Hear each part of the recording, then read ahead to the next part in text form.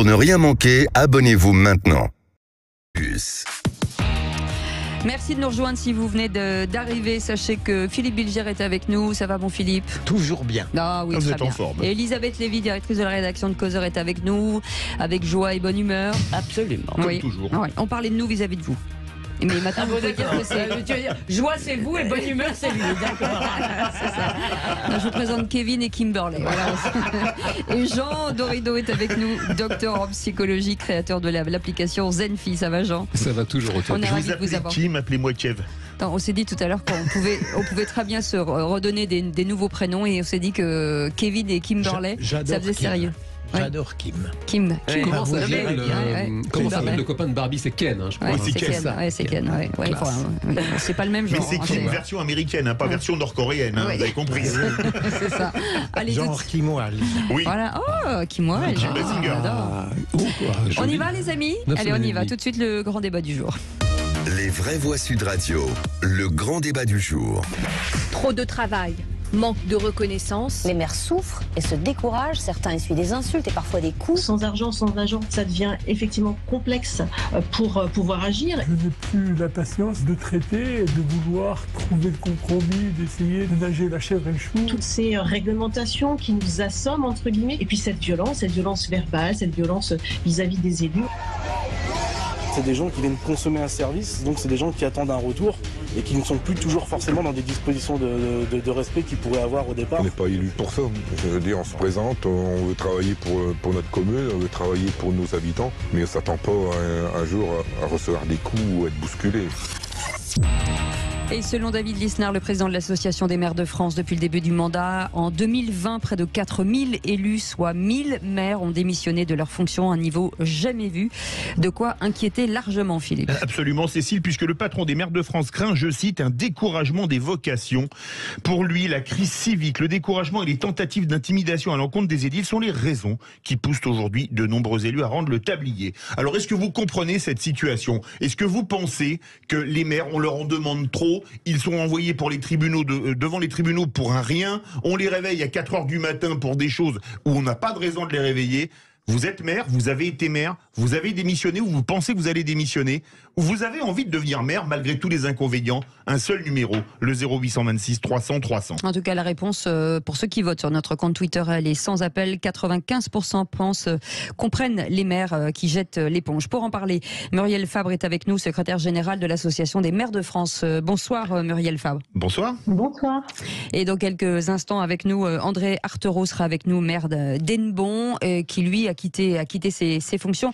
Avant de revenir vers vous, Muriel Fabre, un tour de table avec nos éditorialistes du jour. Philippe Bilger, est-ce que vous comprenez forcément? Ah ben bien sûr. Alors, il est très facile lorsqu'on est à l'abri dans un studio de dire, moi, c'est un si beau métier être maire que j'aurais souhaité qu'il résiste. Mais il faut bien voir qu'au fil des années, il y avait sur un plateau de la balance l'honneur d'être maire, la confiance, l'estime, l'admiration. Et sur l'autre, il y avait du dévouement, il y avait du respect, de la sollicitude. Et d'un coup, un des plateaux a été envahi par des insultes, des violences, des coups, de la mésestime, du délire, l'horreur. Et donc, je comprends que certaines personnalités, malgré la beauté du métier de maire, qui longtemps a été le seul à être vanté par les Français, eh bien, ne suffisent plus à soi seul pour maintenir les maires en place. C'est terrifiant. Elisabeth Lévy. Moi, je pense qu'on peut même étendre... Alors, le maire étant celui qui a porté de toutes les horreurs que Philippe vient de citer, c'est celui qui est le plus menacé, je dirais, mais on peut étendre ça à beaucoup d'élus qui sont maltraités par les gens, ils sont méprisés, on entend toute la journée, ils s'en mettent plein les poches, alors que franchement, c'est pas vrai. Voilà. Je trouve que le métier de politique en général, si vous voulez, je sais plus qui avait dit, oui, ça consiste en plus à se faire engueuler par des journalistes incultes, c'était Léotard quand il a quitté la politique, je crois, je suis pas sûre, c'est peut-être un autre. Et je trouve que ça devient vraiment difficile et qu'il y a quand même, c'est vrai qu'il y a des politiques indélicats, mais c'est vraiment pas le plus grand nombre. Je pense que ce qu'on peut leur reprocher souvent, c'est leur impuissance, ça oui, mais on les traite comme si c'était des malfrats. D'ailleurs, Philippe et moi, on les défend souvent sur ce terrain-là, et notamment sur l'argent. Parce qu'honnêtement, il y a beaucoup de gens en politique, ils gagneraient 10 fois plus d'argent dans le privé. Donc je pense qu'il faut le rappeler de temps en temps. Ils sont pas tous bons, mais c'est quand même des gens qui sont au service de la collectivité. Et moi, je ne le ferai pas. Ce sont pas de maires de grande ville, ce sont des maires de petites communes. Même les députés, même et donc moi, la dotation, elle est très légère. Ouais. Jean Doré. Vous avez raison en plus, Cécile. C'est pas le même salaire que le maire de Lyon ou le maire de Paris. Oui. Non, écoutez, sur cette vague, j'aurais tendance à la rattacher plutôt à cette grande démission. Ça fait la une de la presse. Ce ne sont pas que les maires qui sont concernés. Plus personne ne veut travailler. La France est concernée. C'est vrai aussi aux USA. Il y a un mouvement que l'on constate après chaque grande crise. Il y a eu cette pandémie et les restaurateurs trouvent plus d'employés. Les entreprises ne trouvent plus de quoi recruter. Les médecins veulent plus travailler. C'est la une du Parisien aujourd'hui en France aujourd'hui. C'est pas la même chose pour les maires. On n'est pas dans le même. Je ne comprends pas pourquoi il en serait différent pour les élus locaux. Précisément, il y a un mouvement de grande démission. Les gens ne veulent plus travailler. Il y a notamment la pandémie qui a joué un rôle majeur. Ça, c'est très très bien documenté par les psychologues, par les sociologues. Et donc, je dirais, toute chose égale par ailleurs, les élus locaux ne font pas exception précisément à la règle. Et ils sont emportés par cette vague de grande démission. Je pense que vous êtes hors sujet, mais on va poser la question à Muriel Fabre. Si vous permettez. Muriel Fabre, cette démission des maires, c'est pas une question de pas aimer son travail, c'est une question que, enfin, en fait, ça vient de l'extérieur. Ça peut être plein de choses. Effectivement, je pense que je suis moins d'accord avec la dernière intervention que les précédentes. Aujourd'hui, il faut quand même montrer qu'effectivement, les démissions des maires sont beaucoup plus importantes que sur la dernière mandature. Aujourd'hui, on est autour de près de 930 maires démissionnaires, ce qui représente à peu près le nombre de maires qui étaient démissionnaires sur la mandature entre 2014 et 2018. Donc, preuve qu'on est dans un fort élan entre guillemets, mais qui est conjoncturel et qui n'est pas lié loin de là et loin s'en faut au fait que les maires ne veulent pas travailler. Au contraire, je pense qu'ils ont envie de se retrousser les manches. Ils l'ont montré pendant la crise sanitaire, ils étaient là, ils étaient présents. Mais aujourd'hui, on fait face à beaucoup de choses compliquées, difficiles. L'inflation, le manque de moyens, on l'a entendu tout à l'heure. On n'a pas aujourd'hui la possibilité d'avoir les moyens d'agir, la possibilité d'agir parce que nous n'avons plus d'argent, en tout cas très peu, malgré les annonces. On a aussi la montée des incivilités. Il ne faut pas oublier qu'on est dans un contexte, on l'a vu encore avec les réformes des retraites et tout ce contexte finalement de violence verbale. Et les élus locaux que nous sommes sont en proximité, sont à portée de baffe. Et effectivement, on peut comprendre aujourd'hui qu'il y a un vrai malaise et je pense qu'il est important d'agir dans ce cadre-là. Excusez-moi, violence verbale, parfois on peut, quand des permanences sont attaquées, ça s'appelle une violence à la limite du physique, là, à mon avis. Voire plus, effectivement, voire plus. 0826 300 300. André Artero est avec nous. C'est l'ancien maire de Hennebont. Bonsoir, merci d'être avec nous dans le Morbihan. André, est-ce que vous pouvez nous raconter votre histoire? Vous êtes maire depuis 7 ans. Vous avez été réélu récemment. Et là, c'est trop compliqué. Ah oui, j'ai entendu tous les arguments des uns des autres et tout ça se mixte. Et à un moment donné, la synthèse se fait sur une personne. Donc c'est à l'instant T comment un maire peut vivre tout ce qu'on a pu dire. Déjà, fondamentalement, l'équilibre entre vie professionnelle, vie familiale et le mandat d'élu. Parce qu'on voit la fonction de maire, mais il y a plein d'autres délégations que le maire doit assumer tous les jours dans des organismes HLM, dans des conseils d'administration d'hôpitaux. Donc la tâche est complexe.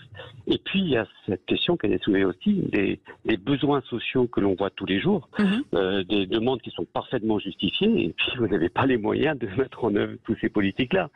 Une ville comme Hennebont de 15 000 habitants a perdu 1,2 million de dotation de l'État sur le dernier mandat. 1,2 million de fonctionnement par an dans une commune de cette taille. C'est énorme. C'est l'équivalent à la fois du déficit structurel, déficit au moins de la partie sociale, de la restauration scolaire, plus de la piscine, plus des centres de loisirs. Qu'est-ce qu'il faut faire? On supprime les trois? Non, on va faire des économies. Donc on va se retrouver face à des négociations importantes au niveau des ressources humaines, au niveau voilà. André Artero, est-ce que les administrés vous demandent de plus en plus de choses? Est-ce qu'ils sont de plus en plus exigeants? Et de plus en plus procéduriers. Oui, non, je pense surtout qu'ils ne demandent pas de la même façon. Voilà, moi j'avais mis en place il y a 7 ans et je l'ai fait pendant 6 ans, tous les lundis soirs, 17h, 18h, allô monsieur le maire. Les gens m'appelaient en direct. Ils étaient surpris, ils pensaient que ça passait par un secrétariat, non. C'était en direct. On a un stand des élus sur le marché le jeudi, tous les mois, en contact direct. Les visites dans les quartiers. J'ai eu des personnes véhémentes, j'ai eu des propos tenus. Vous attendez quoi, monsieur le maire, qui est un mort, et ceci et cela. Mais c'est pas grave, ça. C'était en face de moi, on discutait, on argumentait. Aujourd'hui, c'est plus comme ça. C'est la moindre colère individuelle est diffusée sur des réseaux, en particulier des réseaux de ville, dont un qui s'appelle ici « J'aime ma ville », mais ils ont raison de faire ça. Ça crée du lien social, mais d'un autre côté, ça surdimensionne la plainte. Et c'est une plainte individuelle et parfois sur la base d'une fake news. Et ça, c'est difficile pour un maire. Alors, c'est difficile en fonction aussi de sa propre personnalité. Bien sûr. Pour certains, ça glisse, et puis voilà. Restez avec nous, monsieur le maire. Enfin, je ne sais pas si je peux vous appeler encore monsieur le maire, si vous êtes encore... Oui, c'est pas grave. Avant de revenir avec nos vraies voix, Muriel Fabre, est-ce que, de ce que vous avez relevé de tous les maires démissionnaires, est-ce qu'on est à peu près dans la même ligne? Absolument. Aujourd'hui, on a beaucoup d'éléments qui nous reviennent sur la pression médiatique. La pression que subissent les maires à travers effectivement les médias, les réseaux, l'hystérisation des propos qu'on peut trouver face aux réseaux sociaux est très prégnant dans les retours. On a aussi ce qui a été dit par mon collègue en démarrage, c'est l'impact en fait sur sa vie professionnelle et sa sphère privée. Aujourd'hui, effectivement, on se rend compte qu'un élu a beaucoup d'implications. Il est élu finalement 24 heures sur 24 et c'est parfois très très complexe dans sa vie privée, dans sa vie professionnelle, de pouvoir en fait concilier l'ensemble. Et ça, on l'oublie et c'est peut-être aussi un démarrage de crise des vocations. Et puis après, effectivement, la montée des incivilités, les inflations normatives, la bureaucratie qui nous écrase et la partie financière qui aujourd'hui est une partie très importante pour mettre en place des politiques publiques, bien évidemment. Philippe Bilger. C'est une question au fond pour les deux, Cécile. En dehors des violences dont les maires sont victimes, qui peuvent déjà à elles seules expliquer le découragement, voire le départ. Comment se fait-il que les maires, lorsqu'ils ont choisi cet honneur et leurs concitoyens leur ont donné, n'aient pas perçu d'emblée tout ce qui allait advenir avec la modernité dans ce travail de maire, tout de même?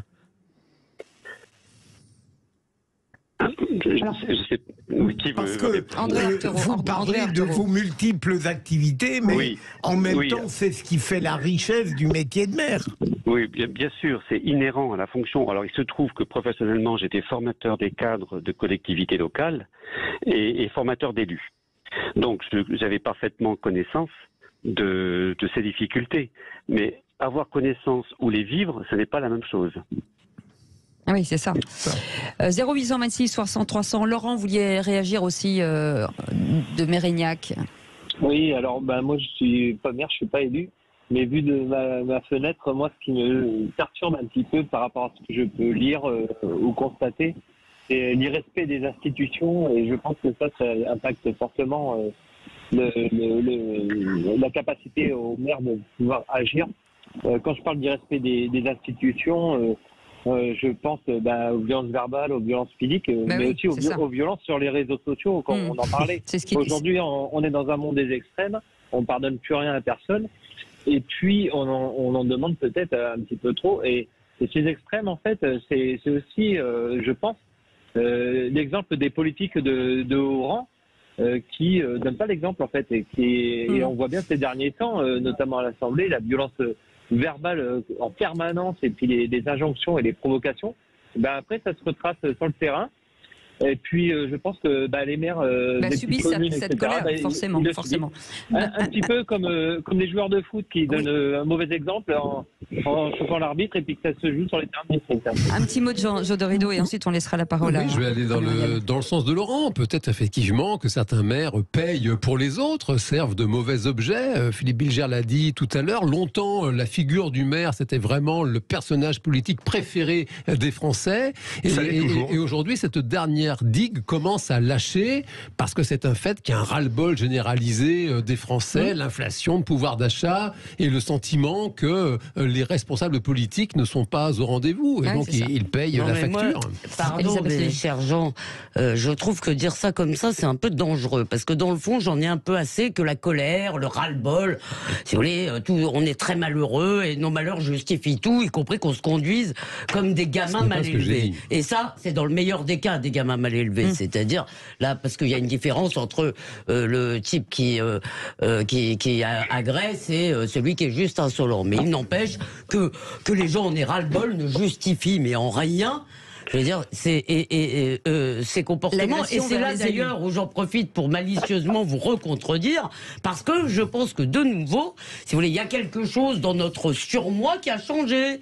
C'est-à-dire que les gens sont énervés, donc puisque je suis énervé, allons-y. Oui. Donc je ne crois pas que les êtres humains d'aujourd'hui, de ce point de vue-là, soient les mêmes que ceux des années 1950, par exemple. On appelle ça de toute façon l'éducation, c'est ça.